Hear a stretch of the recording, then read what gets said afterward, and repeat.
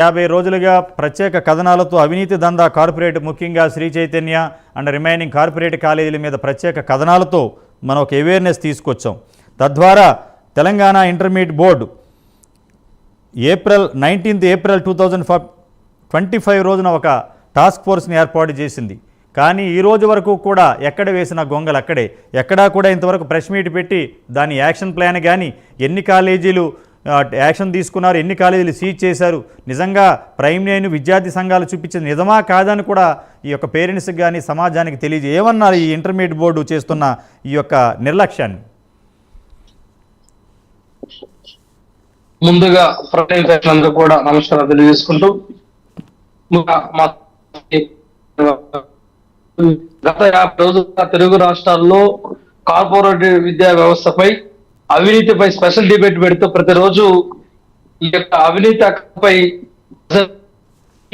తెలియజేస్తున్నటువంటి prime యాజమాన్యానికి, అదే విధంగా అన్న ఎప్పుడు చూసినా ఈ విద్యా వ్యవస్థపై ఒక పట్టుబట్టుకొని పట్టుబడితే విడవకూడదు అనే రీతిలో మా సత్యనారాయణ చొరవ తీసుకొని ఈ పోరాటం చేసినందుకు ప్రత్యేక అభినందనలు వైఎస్ఆర్ కాంగ్రెస్ పార్టీ తరఫున తెలియజేసుకుంటున్నాం.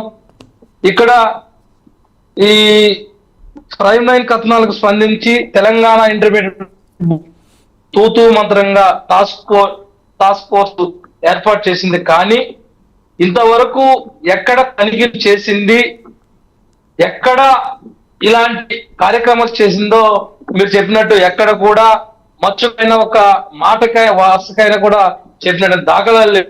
కానీ ఇదే ఏదో అయిపోయింది అనుకోకుండా ప్రైమ్ లైన్ కూడా మా సత్యనారాయణ దీన్ని వదిలేటువంటి పరిస్థితి లేదు. 150 కాదు, 60 రోజులు కాదు, ఇంకొక సంవత్సరం 2 సంవత్సరాలు అయినా కూడా నిగ్గు తెలిసినంత వరకు మీతో పాటు ప్రైమ్ లైన్ యాజమాన్యం, సత్యనారాయణ గారితో పాటు మా విద్యార్థి సంఘాలు, తెలుగు రాష్ట్రాల్లో ఉన్నటువంటి విద్యార్థి సంఘాలు అన్ని కూడా మీకు పూర్తి సంపూర్ణ మద్దతు తెలియజేస్తుందని మేము గర్వంగా చెప్పుకుంటున్నాం. ఎందుకంటే మా వాయిస్ ని, మా సమస్యల్ని, ఈ సమాజంలో జరుగుతున్న అవినీతి అక్రమాలని తెలియజేయాలంటే మీడియా ప్రత్యేక పాత్ర పోషిస్తుంది ఈ రోజుల్లో. కాబట్టి మీ యొక్క సేవల్ని, మీ యొక్క సహాయ సహకారాలని మేము తీసుకొని ఖచ్చితంగా తెలంగాణలో ఏదో కంటి తుడుపుకైనా ఆ టాస్క్ ఫోర్స్ ఏర్పాటు చేశారు. అదే విధంగా ఆంధ్ర రాష్ట్రంలో కూడా ఏర్పాటు చేయాలని వైఎస్ఆర్ కాంగ్రెస్ పార్టీ విద్యార్థి విభాగం ప్రత్యేకంగా డిమాండ్ చేస్తుంది. ఎందుకంటే 2 తెలుగు రాష్ట్రాల్లో దొంగలు ఏకమై ఒక సిండికేట్ గా ఏర్పడి ఈ రాష్ట్రాన్ని దోచుకునేటువంటి పరిస్థితి ఈ 2 తెలుగు రాష్ట్రాల్లో ఉంది.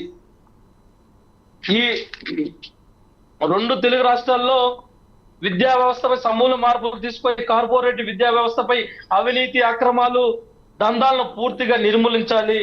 లేని ఎడల తెలుగు రాష్ట్రాల ప్రభుత్వాలపై అన్ని విద్యా సంఘాలు కలిసి మెరుపు దాడి చేసి ప్రభుత్వాలను కూల్చేటువంటి పరిస్థితి మాకు ఉంటుంది. ఎందుకంటే తెలంగాణ ఏర్పడింది విద్యార్థి సంఘ నాయకులతోటి, విద్యార్థులతోటి అనే విషయాన్ని వీళ్ళందరూ కూడా గుర్తుపెట్టుకోవాలి.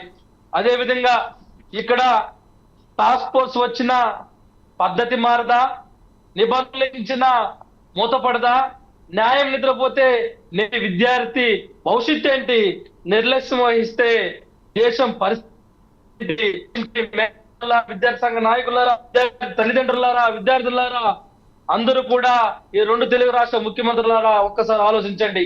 ఎందుకంటే మనం ఈనాటి బాలలేరు అవినీతి అక్రమాలు చేసుకోవాలంటే ఎన్నో వ్యవస్థలు ఉన్నాయి.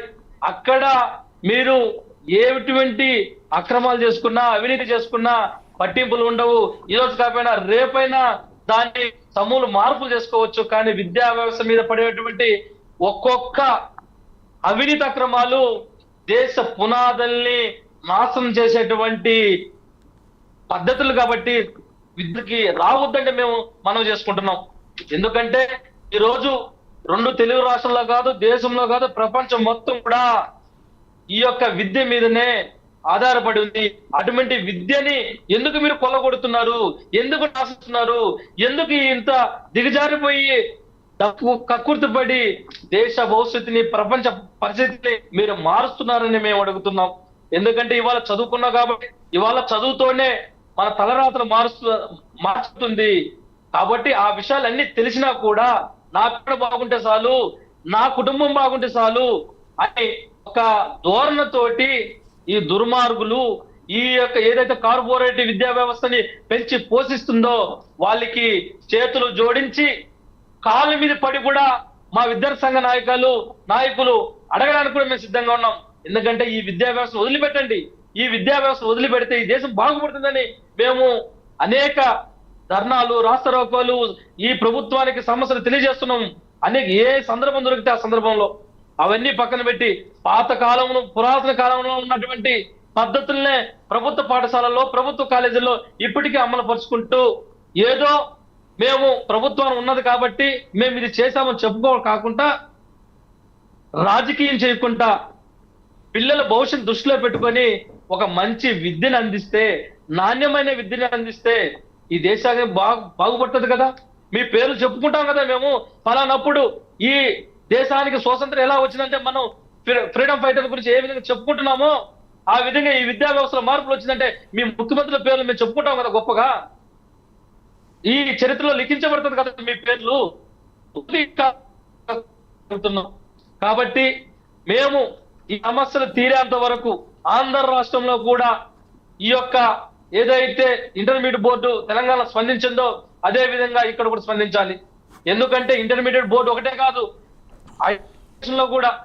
హైయర్ ఎడ్యుకేషన్ లో కూడా అవినీతి అక్రమాలు పెరిగిపోతుంది. గతంలో మేము వైజాగ్ లో కాలేజీలో అవినీతి అక్రమాలు జరుగుతుంది. అక్కడ వీసీ గారికి కాలేజ్ తీసుకోండి చర్యలు, విధంగా అక్కడ కాదని మళ్ళీ హైయర్ ఎడ్యుకేషన్ కమిషనర్ గారికి గజేంద్ర గారు అక్కడ కూడా వాళ్ళు కూడా ఏదో కంటికి తుడిపినట్టు ఏదో ఒక చిన్న గజేంద్ర గారు వినపడుతుందా? ఒక చిన్నగా వినిపిస్తున్నాను. అక్కడ కూడా గజేంద్ర గారు ఒకసారి మీరు నెట్వర్క్ క్లియర్ చేసుకోండి. నేను కాలర్ వాళ్ళతో మాట్లాడుతాను. సంపత్ కుమార్ గారు, వనపర్తి నుంచి. నమస్కారం అండి.